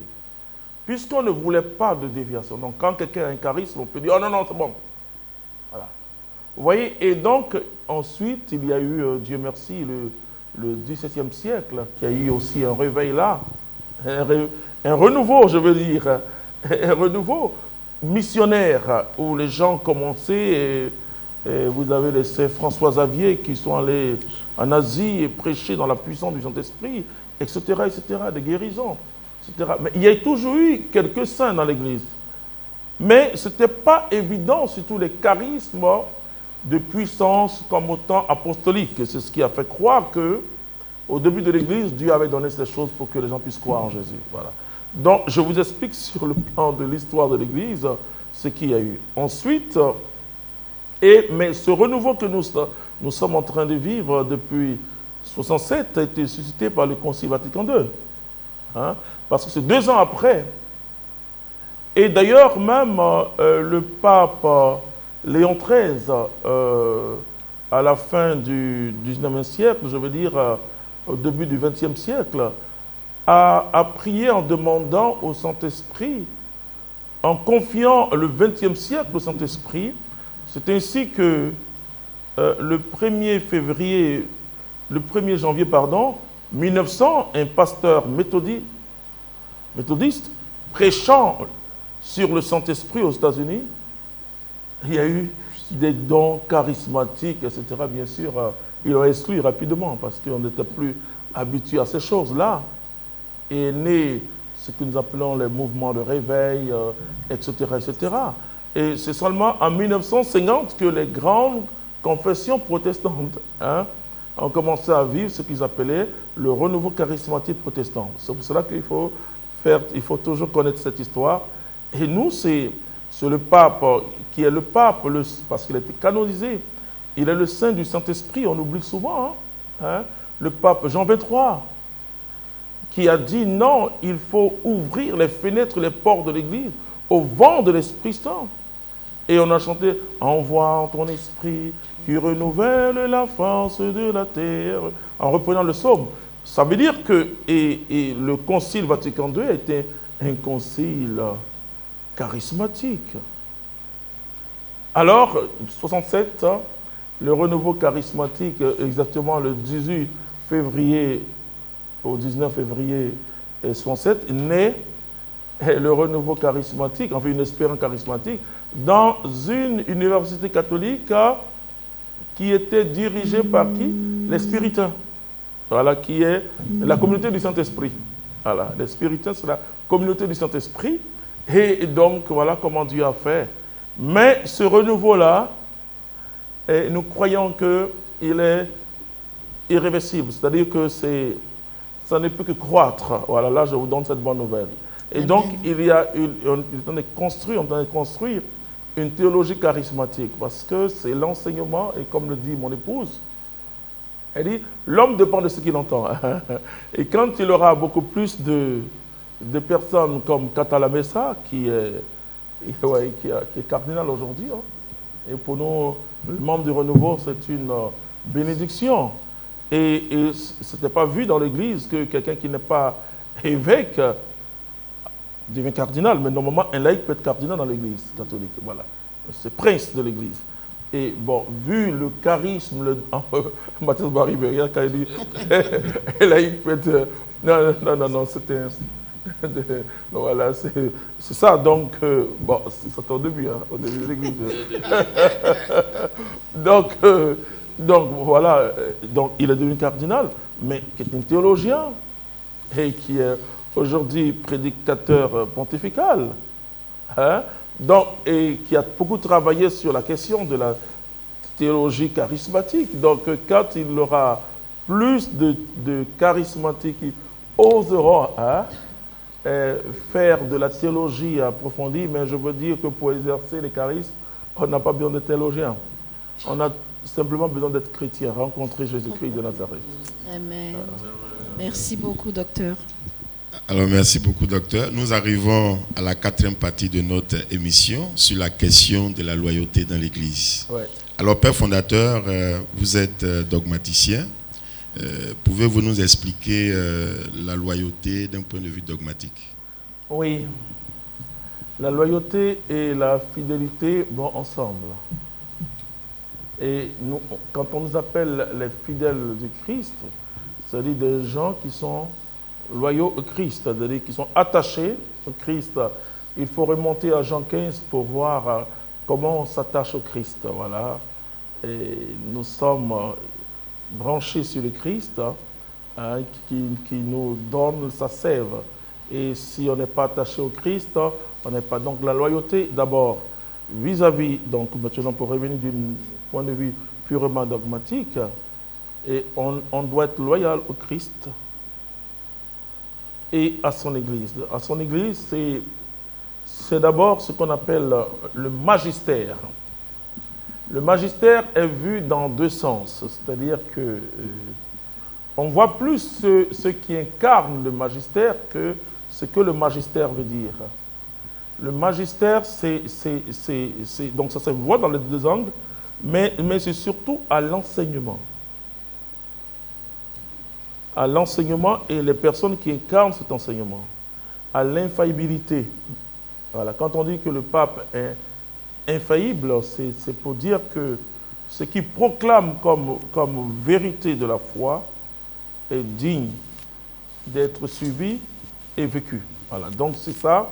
Donc donc la loyauté dans l'Église, c'est ça, à Jésus-Christ et à l'Église, mais à travers le magistère. Le magistère, si vous voulez, c'est le volume de son enseignement, de sa doctrine. Et de sa doctrine, mais aussi de son autopratie. Voilà. C'est-à-dire c'est beaucoup d'éléments ensemble. Mais aujourd'hui, quand on dit magistère, on voit les évêques, etc. etc. Mais c'est ce qu'ils incarnent. C'est-à-dire qu'ils portent la parole de l'Église. Et donc, quand ils parlent au nom de l'Église et au nom du Christ. Voilà. Donc, d'abord, ça doit être. Et ensuite, je peux être membre d'une communauté à ce qu'on appelle une intuition fondatrice. Donc, à ce moment-là, je suis fidèle. Vous savez cette formule de la trifidélité. Fidélité à Jésus-Christ, fidélité à l'Église ma mère et fidélité à l'intuition fondatrice. Voilà. Son fondement vient de la loyauté. Alors, quand une communauté, par exemple, n'est plus en communion avec l'Église locale, oui. Est-ce que, puisqu'on parle de loyauté, si je dois être loyauté à mon fondateur, fidélité, si mon fondateur, bien mon responsable n'est plus en communion avec l'évêque du lieu, je fais comment? Oui, il restera mon frère ou ma... Non, moi je suis membre d'une communauté, d'un ministère. Oui. Mon fondateur n'est plus en communion avec le curé, l'évêque. D'accord. Moi, je fais comment? Est-ce que je reste fidèle à mon mentor? Je suis catholique. Non. Qu'est-ce que je fais? Non. C'est-à-dire que la fidélité au pape même est due à la fidélité à Jésus-Christ. La fidélité donc à l'Église est due au fait que l'Église même est fidèle à Christ. Et donc si celui qui me conduit, et c'est pourquoi dans tous les tests de l'Église, dès que les tests de communauté d'Église, dès que même si le fondateur, s'il n'est plus en communion avec l'Église, et surtout s'il y a une grave faute canonique, et qu'il n'est plus en communion avec l'Église par sa doctrine qu'il prêche, et je dois le dire amicalement, sinon on le démet de ses fonctions. Et c'est la seule chose qu'on peut faire, parce qu'on a vu ça dans l'Église, on te démet de ta fonction.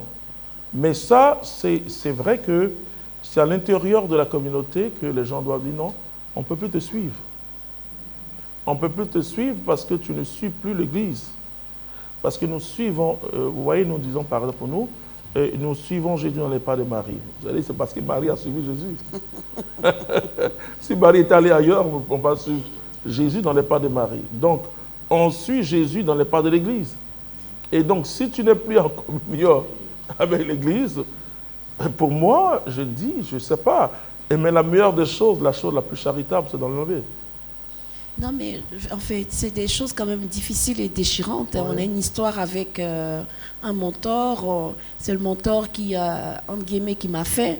C'est-à-dire, c'est lui qui m'a porté. Je pose des questions que des gens me posent. Oui, en fait, non, c'est pas ma pensée personnelle. Je me fais le porte-parole. Tu fais comme ton papa à Bécan. Quand il fait ses émissions, c'est ça, il pose toutes les questions. Voilà. Par exemple, moi, je connais des personnes qui vivent des moments déchirants. C'est-à-dire, comment choisir? C'est-à-dire, c'est mon mentor qui a fait que je suis devenue ce que je suis dans le ministère. Je l'accompagne. Même mes bénédictions, il a prié pour moi. Il a prié pour moi et puis j'ai été élevée. Aujourd'hui, il a un problème avec le curé. Et le curé le curé complote. Excusez-moi, monsieur le curé, il ne complote pas. Mais le curé ne s'entend pas. Il n'y a pas de communion. Il n'y a plus de communion. Ah non, là, Papa, je termine, s'il te plaît. Voilà, le curé a fait en sorte que le dossier de mon mentor arrive jusqu'à l'évêque. Oui. Et voilà qu'il y a divorce. Donc mon mentor quitte la paroisse à un moment donné, puis après il quitte même l'église catholique. Moi, c'est lui, avec lui j'ai appris Christ. C'est lui qui m'a montré la voie de Jésus-Christ de Nazareth. Je fais comment? Je vais être très honnête avec vous. Non, c'est difficile, c'est douloureux. Non, je vais vous répondre. Non, je vais être très honnête avec vous. Est-ce que vous savez qu'un laïc peut signaler au Vatican un évêque? C'est-à-dire qu'il y a dans l'Église les devoirs et les droits. Si, parce que tu pries, il n'y a pas de faute. Parce que quand vous dites l'Église, il faut faire très attention. Il faut faire très attention quand vous dites l'Église. Parce que le laïc aussi est l'Église. Donc, c'est cette compréhension que nous devons, et c'est pourquoi ce document merveilleux, Rajeunir l'Église, vient pour donner ces précisions. Attention, je le dis parce qu'il faut voir si c'est le prêtre qui dévie, ou si c'est l'évêque qui dévie, ou si c'est le laïc qui dévie. C'est-à-dire que si des laïcs se forment, c'est ce qu'on appelle le droit d'association, qui est un droit garanti par l'Église, et qu'il n'y a pas de dérapage, et qu'on vous dit que vous ne devez plus prier, mais vous pouvez signaler le prêtre ou l'évêque. Ah, c'est la première chose. Deuxièmement, si par exemple, dans le droit d'association, vous êtes libre de choisir vos responsables, par élection, comme vous le voulez, et que vous avez votre responsable, et que le curé dit, lui, il ne veut pas de ce responsable, vous résistez. Vous voyez ce que les mots que je explique sont des mots d'église. Vous écrivez aux choses, à l'évêque, pour dire, nos droits nous permettent de faire ça. Et l'un des gros problèmes de l'église d'Afrique, c'est que les laïcs ne sont pas trop instruits sur les choses d'église. Donc, ce qui fait que et un prêtre parle, dit c'est l'Église qui a dit. Non, ce n'est pas l'Église qui a dit. Il faut comprendre le contenu de ce qui... Il doit encourager. Vous voyez, quand je suis allé au Vatican, ils m'ont donné d'ailleurs on est ensemble, on a 2 documents. La sollicitude pastorale des évêques. C'est-à-dire que l'Église, ce n'est pas pour éteindre. Et comme le disait Enos, au contraire, quand le feu s'allume, il voit, maintenant si le feu s'éteint lui-même, comme Gamaliel l'a dit, si ça ne vient pas de Dieu, ça c'est tout, etc. Maintenant, l'Église, la voie de l'Église, c'est quand il y a des dérapages. Donc, il faut situer, est-ce qu'il y a dérapage? Il y a des recours dans l'Église. Mais les laïcs ne connaissent pas ça, ils ne savent pas ça, il y a des recours. Vous comprenez? Il y a des recours, nous on connaît notre histoire. Hein. Voilà, donc il y a des recours, parce que si vous dites, bon, on a dit, il y a l'obéissance qui mène à la vie, il y a la résignation qui mène à la mort. Ça, je vous le dis. L'obéissance dans l'Église mène à la vie, à ma croissance, parce que c'est un signe d'humilité et de communion. Vous voyez? Donc, mais quand il y a la doctrine qui est mise en danger, d'ailleurs, ce qu'on appelle l'hérésie, c'est la persistance dans l'erreur. C'est-à-dire, on te donne un conseil et tu persistes. Et d'ailleurs, bon, c'est nous, les théologiens, qui sommes en danger, parce que l'hérésie, c'est une construction théologique, ce n'est pas quelque chose que quelqu'un qui n'est pas théologien ou qui n'est pas docteur. Parce que quand tu es docteur, tu crées des théologies, c'est-à-dire tu es spécialiste, tu penses et tu te mets au service de l'Église en faisant avancer la foi par la réflexion. Vous voyez? La foi par la réflexion. Donc, tu fais avancer. Et donc, alors, tu peux avoir des excès.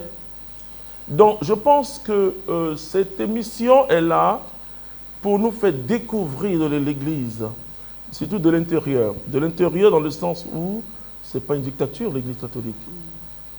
C'est une fraternité de frères, c'est une communion. Hein? On parle de l'ecclésiologie de communion. Et surtout dans ce document, Rajeunir l'Église, c'est pour expliquer aux uns aux autres leurs limites. Hein?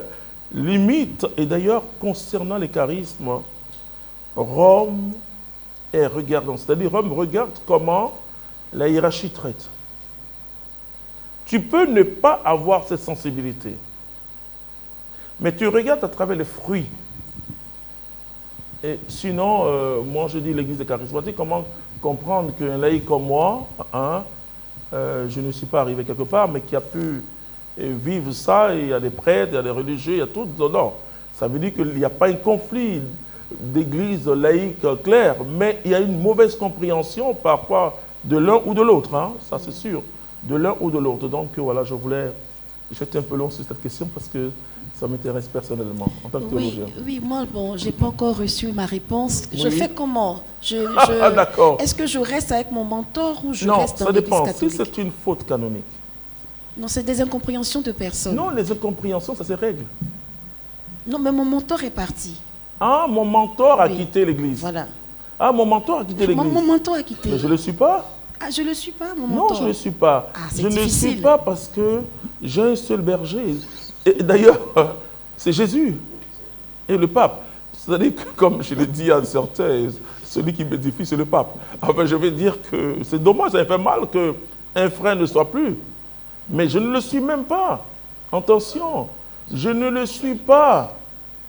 Et là, je parle, si c'est une incompréhension, une question humaine, mais si c'est une question doctrinale ou de discipline, attention, et qu'il parle, je ne le suis même pas. Et c'est même dangereux de le suivre. Parce que si je le suis, il ne pourra pas venir un jour. Mais si je reste, peut-être qu'il peut revenir pour dire que, attention, je me suis trompé. Okay. Et l'Église, elle est mère, hein? Ça c'est... Merci beaucoup. Elle est mère. Merci. Vous avez une telle compréhension de l'Église qui nous édifie, un tel amour de l'Église, malgré ses rides et ses faiblesses. Elle est vieille depuis 2000 ans, donc elle a quelques rides. Elle est jeune, elle est rajeunie, voilà. On rend grâce à Dieu pour ces questions, enfin, ces réponses merveilleuses qui nous qui nous tranquillise, qui nous donne de l'assurance, parce qu'effectivement, nous sommes confrontés à la souffrance de beaucoup qui, hélas, voient leur mentor quitter l'Église et qui se posent des questions. Est-ce qu'on le suit, est-ce qu'on ne le suit pas? Et voilà. Donc, merci pour votre réponse qui nous apaise et qui nous rassure. Nous en arrivons donc à la... Oui, Berger Mathias-Marie, oui. Bien sûr, on ne le suit pas, mais est-ce qu'il faut garder quand même une relation fraternelle avec ce mentor? Est-ce que c'est un crime de... Voilà. Ah, c'est chrétien. Même le pécheur, même celui qui pour des raisons ou une autre, n'accepte pas Jésus-Christ. Et l'Écriture nous demande de les aimer. À toute raison, quelqu'un avec qui on a collaboré, on a travaillé, et donc si sa conduite est en dehors des principes catholiques, et que, parce que l'Église, en fait de compte, on a une compréhension parfois trop barbare de l'Église. Aucun évêque n'a le pouvoir de radier quelqu'un de l'Église si ce n'est la personne même qui se radie. L'excommunication est prononcée que quand la personne persiste. En fait de compte, c'est elle-même qui s'exclut. Puisqu'on te dit de ne pas faire ça, et tu t'exclus, en général, ce n'est pas l'Église qui prend. L'Église peut prendre des décisions de suspension, ou même de radier l'œuvre, enfin de supprimer l'œuvre, puisque c'est l'Église qui autorise. Donc celui qui autorise peut aussi supprimer. Mais pour supprimer, il y a des normes. Et l'évêque est celui qui est le plus charismatique parce qu'il doit prier. Moi, je me souviens des décrets de reconnaissance. À chaque fois, il dit « après avoir prié la Sainte Trinité ». Et donc, c'est pas si c'est un évêque qui ne veut pas, il y a des recours. Autant les prêtres peuvent faire recours, autant les laïcs peuvent faire recours, mais ça, ils ne savent pas. Ils ne savent pas que l'Église est une famille. Ah oui, il y a des diocèses où le pape a dû intervenir. Et je vous le dis la vérité, il a dû écarter les évêques. Pour vous dire qu'il faut une bonne compréhension de l'Église. Nous sommes, c'est une assemblée de frères et de sœurs. Et qui sont conduits par le Saint-Esprit. Et le pape est le serviteur des serviteurs. Vous voyez? Donc, si ce mentor-là, si c'est parce qu'on n'aime pas, bon, écoutez, il n'a pas quitté l'Église. Si c'est une décision qui a été prise pour dire on suspend, ou bien on te dit on te suspend pour une période. Ça, ce sont on appelle ça les sanctions canoniques. Et il faut te corriger. Et d'ailleurs, franchement, c'est très humble même. Et moi, je vais vous dire quelque chose. Hein. Et je me dis que l'œuvre de Dieu est tellement difficile que si quelqu'un te dit non, c'est bon, écoute, bon, c'est pas toi que tu vas dire Seigneur, moi, c'est pas moi. C'est mon autorité. Jésus a dit à une des saintes que si moi je te dis quelque chose de faire et que si ton directeur spirituel te dit autre chose, fais ce que ton directeur spirituel te dit. Mais ça, c'est quelque chose qu'il faut comprendre que quand tu as compris le chemin mystique que Dieu veut te conduire, Dieu nous brise, hein? Dieu nous brise. Et maintenant, c'est pourquoi vous n'allez jamais voir un écrit de l'Église disant je renvoie quelqu'un de l'Église catholique. Ça n'existe pas. On dit que tu ne peux pas exercer l'Église catholique. Oui, là ça existe. Mais on ne peut pas te dire que tu ne peux plus aller à une messe catholique. On dit que tu ne vas plus communier. Ça existe. Alors quand quelqu'un quitte l'Église, bon, moi j'ai des problèmes avec ça. J'ai des problèmes avec ça, mais je dis toujours, il va revenir. Amen. Et c'est mon souhait. Donc, il faut rester fraternel. Il ne faut pas, ne rompre jamais avec un frère. Okay. Jamais, jamais. Vous ne vous entendez plus sur la ligne doctrinale, sur la ligne ecclésiale, théologique, mais nous devons être frères. Alléluia. Frères. Et ça, il doit le savoir pour que si le jour où l'Esprit Saint lui dit de revenir, il peut dire, j'ai encore des frères là-bas. très important. Le comportement, vous voyez dernièrement ce test merveilleux et sur le fils prodigue, c'est parce que le père n'a pas fait des histoires avec lui quand il est parti. Il dit non, non, non, je retournerai vers mon père. Et je lui dirai, Père, contre toi et le ciel, j'ai péché. Je fais ce qui est mal à tes yeux. Et donc, nous devons élever qu'attend au seuil de son évêché. Et ceux qui sont partis, et moi je souhaite que si ceux qui sont partis de l'église m'entendent, appelez-moi, on va parler. On va parler, je vais vous dire que vous pouvez revenir à l'église catholique. Amen. Merci, merci, un tout grand merci. Nous arrivons à la fin de notre émission. Nous allons prendre une dernière question et nous ferons donc un tour de table. Oui, frère Ulrich. Merci, révérende sœur. Ma question est d'ordre pastoral. Oui. Souvent, nous constatons un clivage entre la dimension hiérarchique et charismatique au sein même de la pastorale. Oui. Quel conseil le docteur pourrait donner aux charismatiques laïcs, mais aussi aux charismatiques clercs et à ceux qui n'épousent pas, je veux dire... Quand vous parlez de, excusez-moi, quand vous parlez de clivage, vous parlez de quoi? D'hostilité, de mécompréhension, d'incompréhension? Incompréhension, hostilité parfois, oui. Et souvent même rejet. Très bien. Voilà. Et je voudrais citer une réflexion du révérend Père son âme Ibogoa Maurice, qui disait qu'on n'enseigne pas la pastorale, on l'enseigne de façon, je veux dire, littéraire, mais dans la pratique, c'est tout autre chose. Et je me souviens qu'il parlait dans un de ses ouvrages où il a parlé de la spiritualité incarnée. Il disait qu'il fallait sans cesse renouveler ou bonifier plutôt l'expérience, la pastorale plutôt, la formation pastorale par l'expérience pastorale. Tout à fait. Très belle question. On va profiter de cette question pour vous poser la dernière question.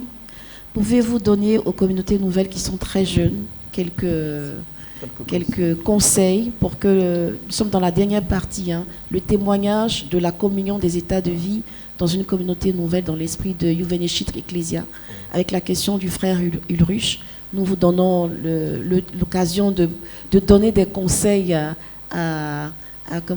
aux communautés nouvelles qui sont très jeunes dans leur croissance. Docteur, à vous la parole. D'abord, je dis merci encore toujours à cette question. C'est-à-dire que pour moi, et je le dis toujours aux membres des communautés nouvelles, la plus grande chance, c'est d'être catholique, d'avoir Jésus et d'être catholique. Et qu'on doit fêter ça. On doit fêter ça. Ouais, et que une communauté ou un ministère, c'est un lieu de service, parce que ministère veut dire service. Voilà. Donc ce qui est important, c'est que je suis chrétien et je suis inséré dans le corps de Christ et à travers une paroisse. La paroisse, il faut aussi voir non pas comme un mur, mais une paroisse, c'est un ensemble de chrétiens sur un territoire donné. Alors on parle de l'église paroissiale qui est comme un lieu de communion, qui nous rassemble et tous on parle de l'église comme communion des charismes aussi, des communautés.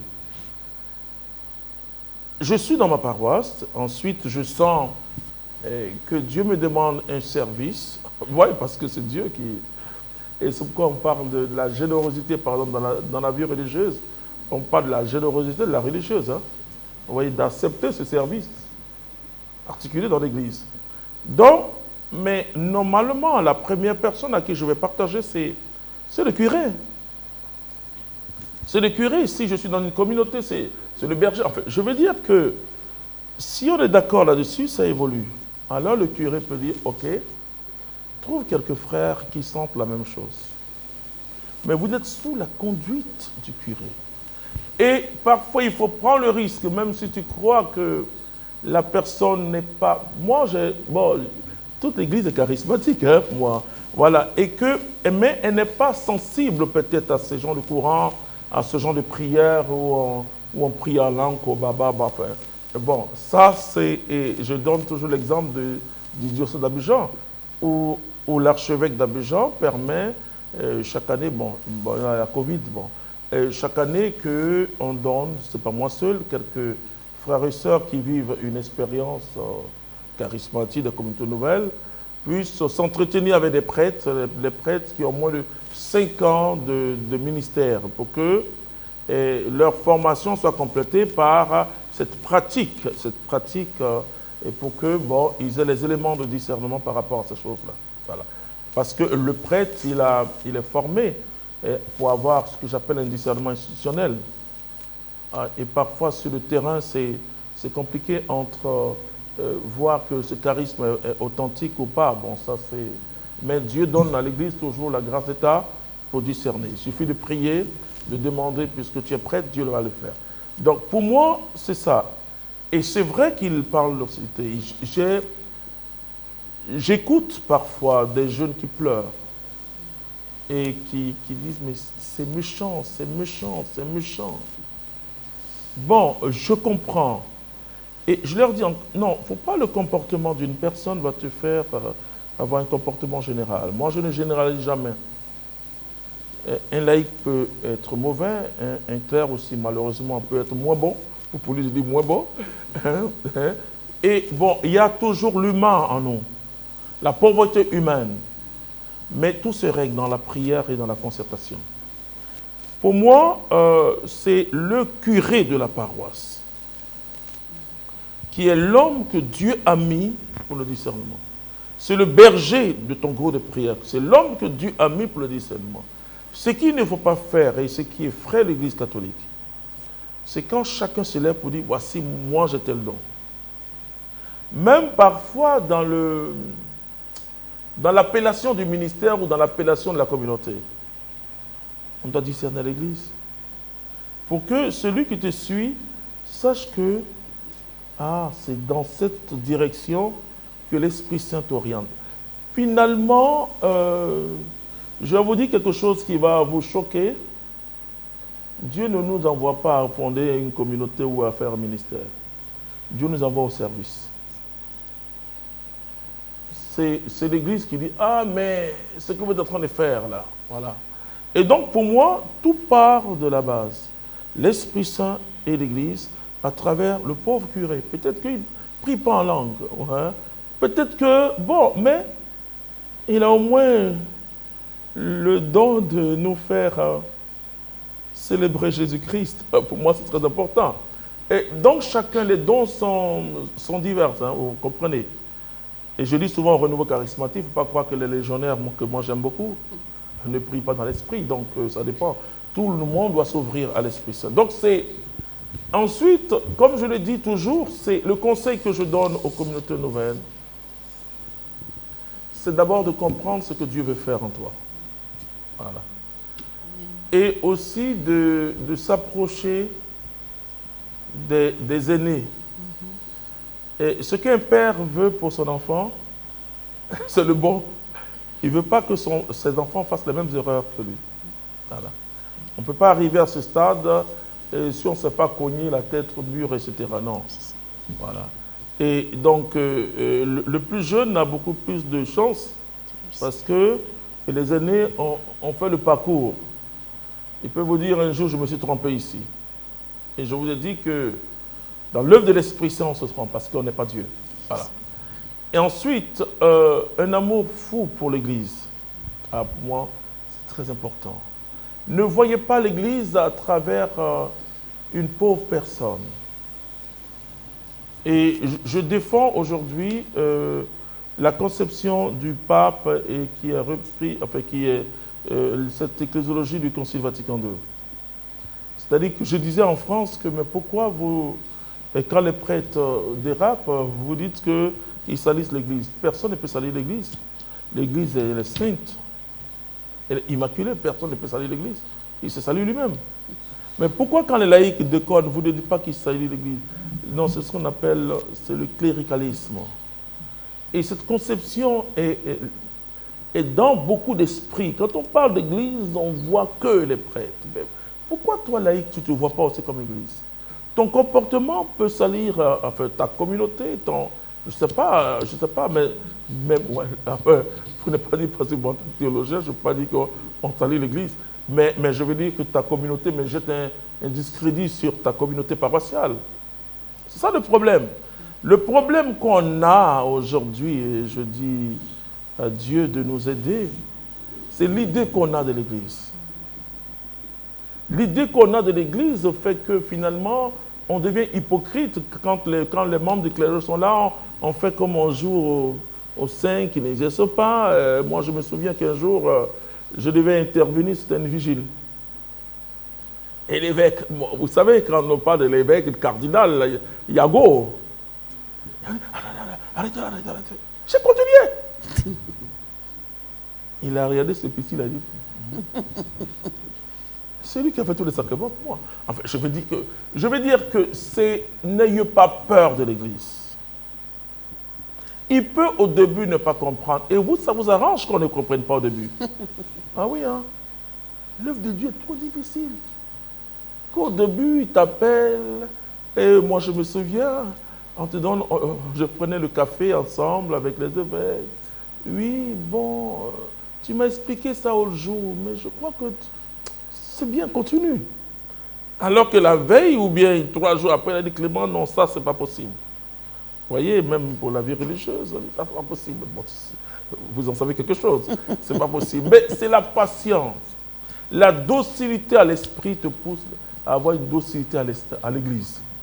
Oui, parce que l'église est l'épouse, hein, de Jésus. Parce que, et c'est l'Esprit Saint et l'église qui diront, viens Seigneur Jésus, ce n'est pas que l'Esprit Saint soit là. Attention, et Jésus a une grande considération pour son église. Alors pour moi, l'église est une chance pour les charismatiques. Amen. S'il n'y a pas quelqu'un, vous voyez, les frères communautaires donnent des témoignages, surtout Mathias Marie, s'il doit faire quelque chose, il doit tout faire pour que je sois au courant. Et si Dieu lui dit, arrête, il arrête, hein, je peux vous dire. Hein. Je vous dis, c'est comme ça. Mais si tu n'as pas quelqu'un, vous savez que l'Esprit Saint te donne une fécondité pas possible. Hein. Tu as l'impression que tout s'ouvre, tu veux faire.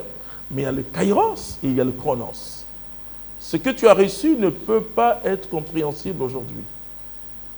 Hein, je disais au début, quand le frère Mathias Marie disait, non, il faut que les gens aillent dans la providence divine, dans la prospérité. J'ai dit, oui, c'est vrai. Mais il va arriver un temps où l'Esprit Saint va conduire ta communauté à bien comprendre ça. Pour le moment, bon, c'est vrai, va comme ça, va comme ça, va comme ça. Il y a ce que Dieu t'inspire, mais il faut le vieux. Oui. Oui, parce que le vieux, c'est lui qui a dit à Samuel, dis, Seigneur, parle. Ton serviteur, ce n'est pas le jeune qui a dit ça. Donc le vieux, alors que Samuel est plus spirituel que le vieux. Mais le vieux, il a l'expérience pour te dire, fais ça. Quand tu écoutes, et c'est pourquoi les prêtres sont les presbytes, anciens. Fais ça. Et si tu fais, lui-même il est satisfait. Et je le dis, je finis pour dire que, je dis souvent charismatique, partage le succès avec tout le monde. Et assume l'échec personnellement.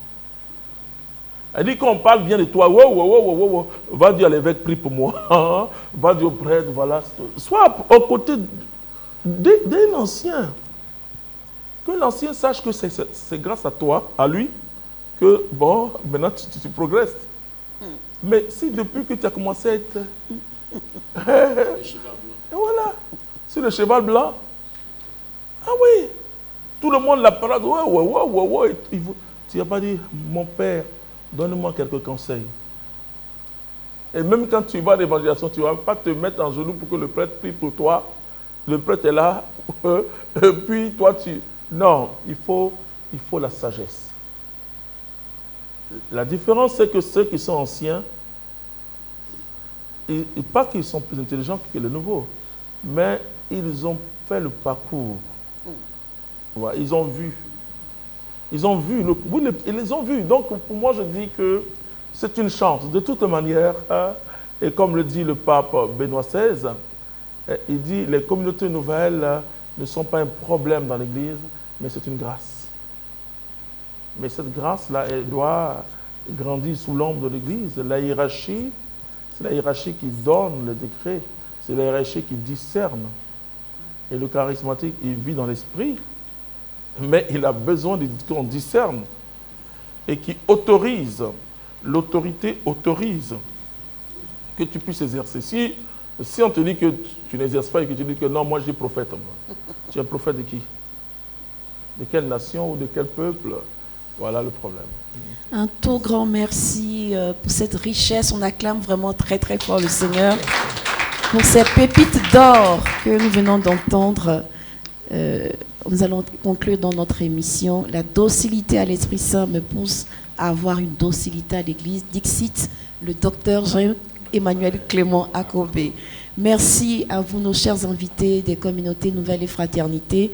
Merci aux chers bergers responsables, berger Mathias Marie, berger Jean-Baptiste et Gervais Huy, et à mon collègue Samuel Marie. Un tout grand merci. Nous allons nous retrouver, nous allons faire un break, chers amis téléspectateurs, téléspectatrices. Et nous nous retrouvons donc après Pâques, dans la semaine de la miséricorde, après la semaine de la miséricorde divine. À vous, Marie-Christine Napro. Merci beaucoup, sœur Myriam. Merci pour cette émission d'échange synthèse sur le thème Juvenecit Ecclesia ou encore l'Église rajeunie. Merci pour la présence effective et l'intervention des responsables et représentants des communautés nouvelles à cette émission. Merci de rester connectés sur tous nos réseaux sociaux et comme la sœur Myriam l'a dit, je vous le rappelle, nous nous retrouvons pour Espace Parole Vivante après la semaine de la miséricorde divine, environ le 13 avril 2021. Que Dieu nous garde et que sa faveur et sa grâce soient dans chacune de nos vies. À bientôt.